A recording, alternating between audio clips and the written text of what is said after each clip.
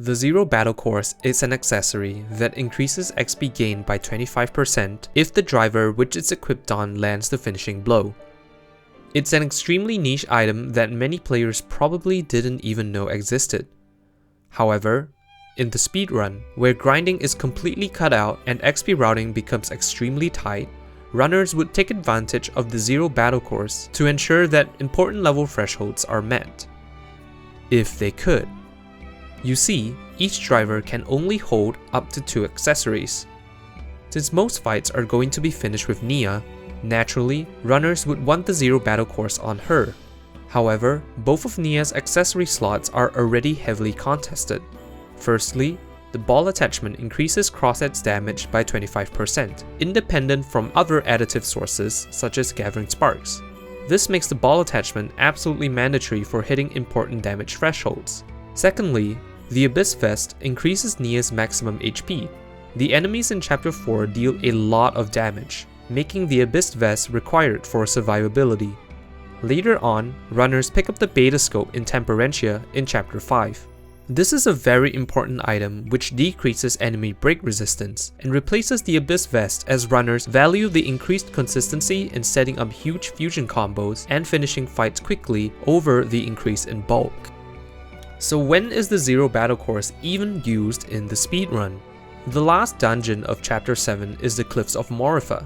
Normally, runners would enter this area with Nia at level 49 and aim to hit level 51 by the end of the chapter.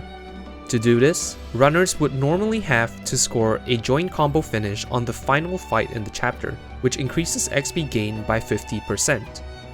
However, with the Zero Battle Course, runners can completely bypass the need for a joint combo finish, making it 100% consistent that Nia reaches level 51 if she entered the cliffs at level 49.